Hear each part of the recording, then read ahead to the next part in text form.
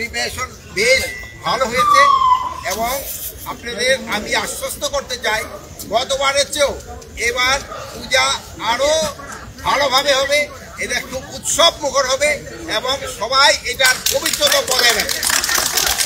আমি আশা করব পূজাটা খুবই নির্বিঘ্নে হবে এবং উৎসব মুখর হবে। আর আপনারা জানেন আমার অলরেডি বলছে যে গতবার ছিল, গতবারের থেকে কিন্তু বাড়াই দেওয়া হয়েছে এবং পূজা মণ্ডপের সংখ্যাও কিন্তু বাড়ানো হয়েছে। এর আগে গত 15 বছর ছিল 2 কোটি টাকা সরকার দিত, কিন্তু এবার কিন্তু সরকার 5 কোটি টাকা সরকার দিচ্ছে। গতবার ছিল 4, এবার 5 কোটি টাকা সরকার দিচ্ছে।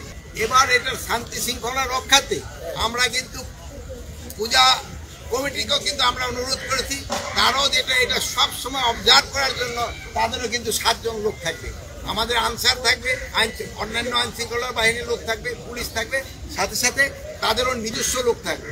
কোনো 24 ঘন্টা এটা পুরো অবজারভেশনের ভিতরে থাকবে।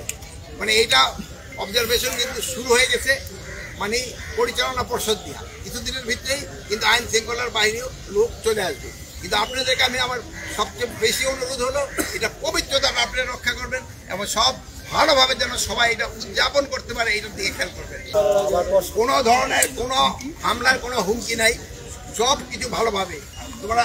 আপনারা তো শুনছেন আমাদের ভাই বোনরা অলরেডি কিন্তু তারা এখনো আপনারা বাইরের কোনো কথায় কান দিবেন না, আপনার বাইরের কথায় কোনো কান দেবেন না, এটা যেন ভালোভাবে এটা আপনাদেরও কিন্তু সবাই সাহায্য সহযোগিতা দরকার। আজকের ভাই বোনের ভিতরে আন্তঃকন্দল থাকে, ভাই ভাইয়ের ভিতরে থাকে, পাড়া মসজিদের ভিতরে থাকে, বাট এটা যেহেতু ধর্মীয় অনুষ্ঠান এখানে কোনো আন্তঃকন্দল থাকবে না, সবাই একসাথে এটা উদযাপন করবে।